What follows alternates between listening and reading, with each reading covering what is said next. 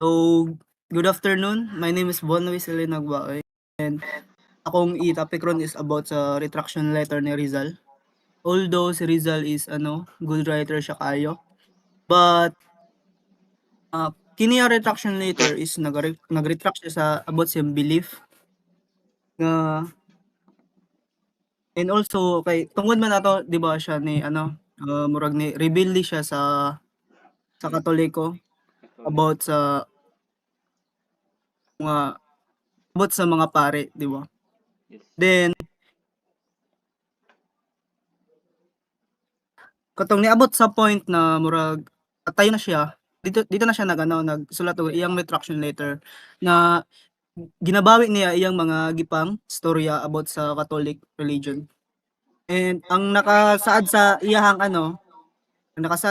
retraction letter is ipahayag ko ang aking sarili sa isang Katoliko at relihiyong ito kung saan ako pinanganak at nag-aral ay nais kong mabuhay at mamatay.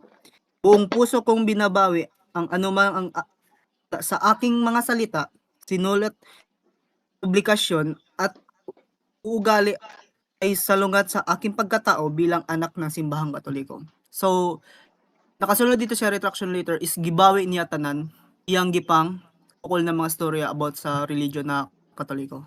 That's all.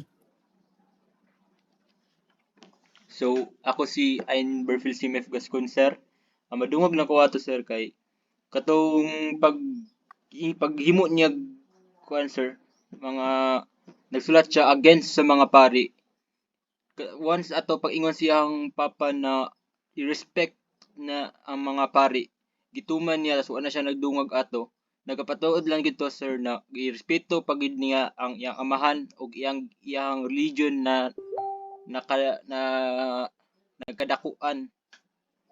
Tapos wala siya nasuko sa exactly sa religion na Catholic. Nasuko siya sa pari na wala paminaw niya, wala naangay ato na religion, mali ang ginatudlo.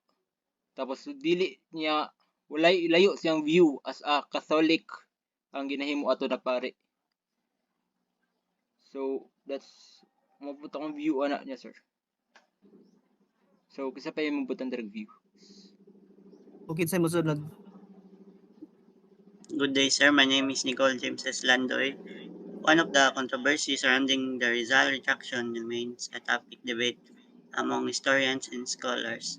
So, my insights are, si Rizal is nag-retract siya and he converted into Catholicism and he was not the person shot in Bagumbayan or what they call Rizal Park today.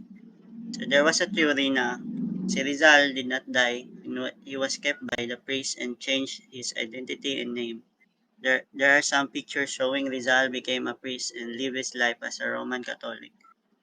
But it was still a theory and up until now, there has been no clear consensus on the matter. So, ako na sad, no?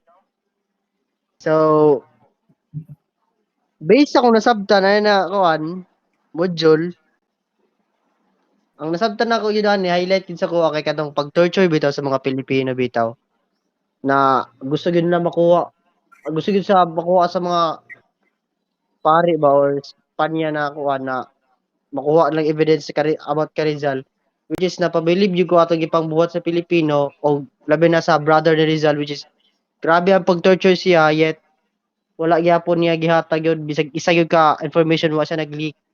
Then isa pa, si Rizal sad mas kuan gyud yung loyalty, doble gyud yung loyalty sa Pilipinas.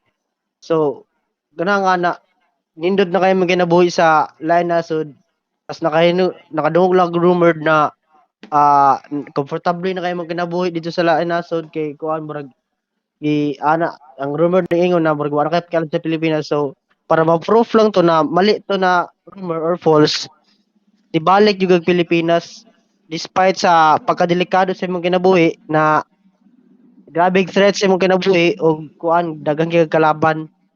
So mao lang to no kuan mutual loyalty kayon mas kuan kung ako na siguro dito mamotivate siguro kog kuan pod ng fight sa para sa Pilipinas, no. So reasonable kayo, dili tamo kayo nga dili reasonable ang gibuhat sa mga Pilipino ug sa Rizal sa una nagtinabakay sila para sa kuan, para sa freedom sa Pilipinas against kuan Spaniard. So mao lang to. Katapod, napagoy madungag ato, sir. Kuan gyud ako ato, sir, kay nag-admire jud ko ni Rizal ato na kibiyaan niya iyang stable life dito sa Hong Kong. Life na makasugod na pud siya balik sa iyang pamilya, kompleto na sila. In Hong Kong, dito gid siya na truly happy gid siya kay complete na pud ilang family. But he was willing to let go of that. Tapos mubalik sa Philippines sa danger para lang itatag ang iyahang panindigan gid dito sa Pilipinas na paglaban gid niya. Na wa gid niya gi-abandon ang cause sa iyang country. Tapos gitatag pud niya ang Liga Filipina sa Manila. Pagbalik niya as iyang gipromise. So mao gito, sir, gina-admire pud gyud nako iyahang sir, courage. So kung wala na mag-ask tag question no. So kasi una mag-ask question. About lang gyapon na module, mag-ask lang mo tas mag-answer lang mo.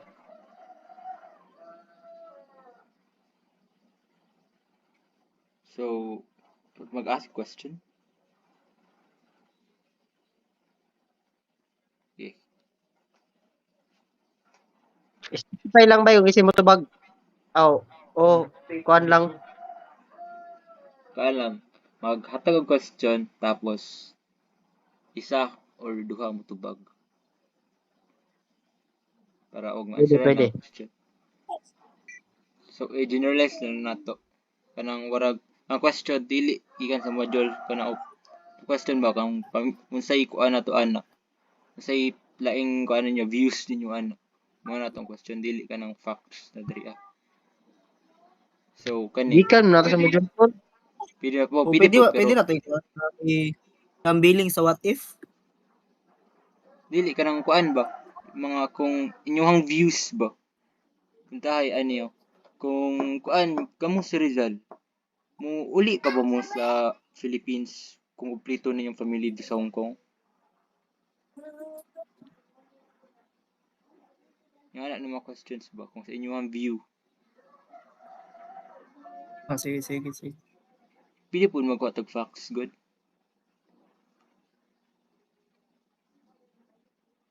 Sige, kamo sa tubag.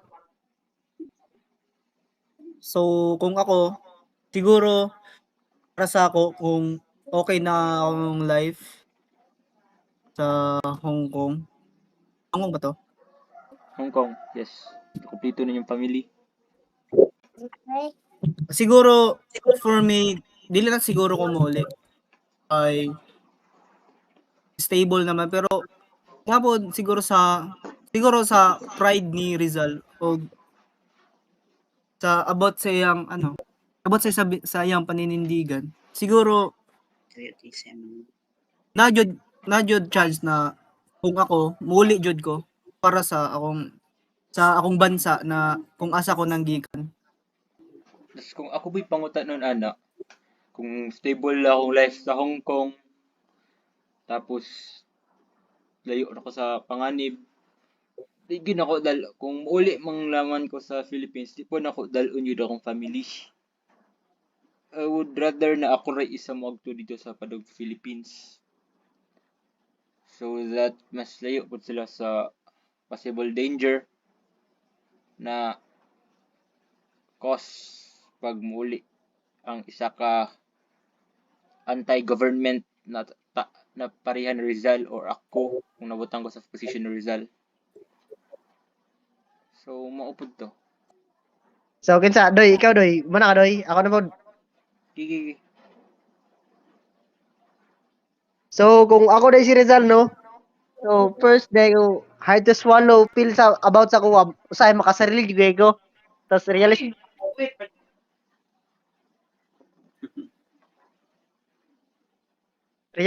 sad kay kuan Anang ako si Rizal, di na jud kumuli.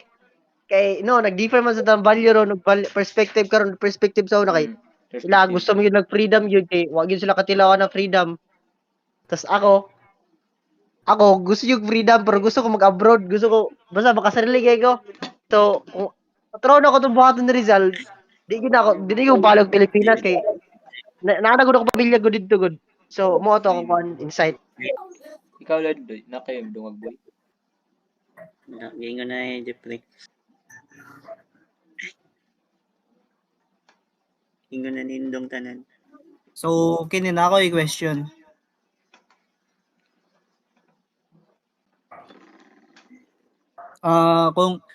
Kung wala ba nag-ingon ang papa ni Rizal about sa pag na irespeto nimo ang pare, magbuhat ba si Rizal og retraction letter towards sa kuan about sa iyang mga ipang history about sa religion of Catholic?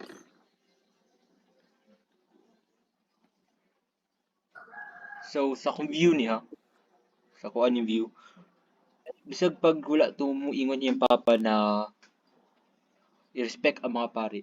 Mo right kapunto si Rizal sa letter na claim na kina-accept ba po niya iyang religion because wa man gid siya nasuko sa mainly sa religion na Catholic, nasuko siya sa pari ug mga oh, and ginrespect gid niya iyang religion nganong nasuko ug maayo atong pari kay respect niya iyang religion tas dili niya gusto ma-taint ang religion na Catholic ug nagaingan pa sa Bible na bala nag kuan unsa gipanghimo nimo karon basta i-accept lang gid nimo na ang si Jesus Christ imong Lord and Savior, you will be saved. So nagkuan po si Goro si Rizal na basta in his heart paminaw niya na Catholic gid siya na Savior gid na si Christ, in his heart Catholic gid siya. So mara ta ako So, napababaw question na regarding sa life and work ni Rizal. Question boss, okay naman sa ko tanan.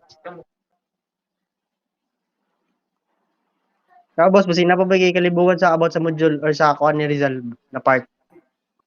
Pag-asla mo. Okay ra.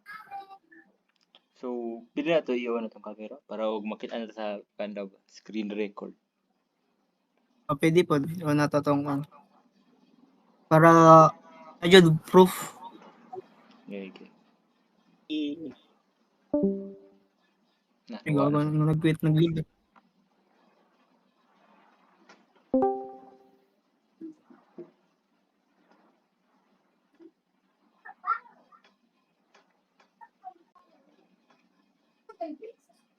So kasi may edit na yung video.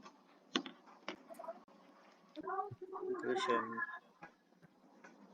So mo to mong conclusion karon sir na sa mong group discussion na clear na namo amo ang mga doubts tungkol sa karon na chapter sa module og sa part sa life ni Rizal. So napaboy mo yung mga nalibugan sa module karon module 4. Although ako okay na. Okay na pud ko.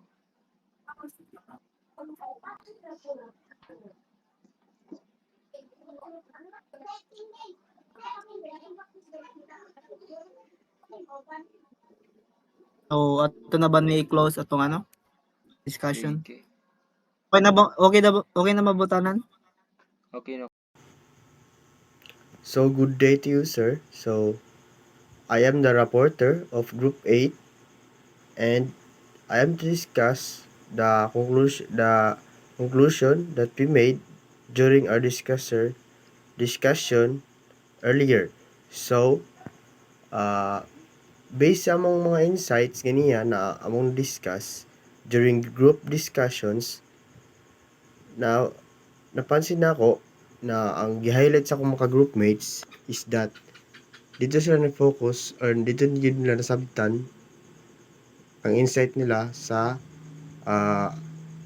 retraction ni Rizal about sa mga Catholic na church. So, ang idea nila is that si Rizal daw, ang nagkonda sa message is gibawi daw ni Rizal ang iyahang gipang-ingon sa Catholic Church which is naisa ka kuan dito na sa module na wala dili na Catholic, wala ni suporta na si Rizal sa Catholic Church. So, ang pasabot daw ato, ana pa sila na ang kalaban ni Rizal, which is mga fraile man, which is nag-control sa mga Katolik sa una, mo itong pasabot ni Rizal kay lahi na pamalakad daw sa mga fraile sa Catholic churches or sa religion itself. So mo to ni biya na si Rizal sa Catholic. So it doesn't mean na hate ni Rizal ang Catholic na religion. Ang pasabot ana na ang kalaban ni Rizal or ang ni Rizal is that ang idea ni Rizal is that dili na mao ang pamalakad sa Catholic di para sa mga fraile na mga Pilipino, mga pare ng mga Pilipino. Kay ang mga fraile sa una naggon sa Catholic nagunit is that lahat na yung pamaagihin na gamit sila dahas, which is dili na wala na sila nisubay sa Biblia. So nag-conclude mi na si Rizal yun before siya namatay nagbilin pa siya retraction na na nag-clear na wala yun nagikaw ng Catholic Church. Even though gibiyaan siya sa Catholic Church, gibiyaan siya sa Catholic Church, treat siya as non-Catholic, kalaban sa mga Catholic. Tungkol lang itong kalaban siya sa mga fraile. Mao to pasabot sa akong mga ka-groupmates or ilang insights sa ato. Mao tala nasabtan na ang si Rizal daw kay wala yun generalize ang hate niya. So, mo to gibawi niya sa retraction letter ang iyang gipang-ingon sa Catholic churches. So, mo lang to, sir. And once again, I am Jeffrey Indong, the reporter of Group 8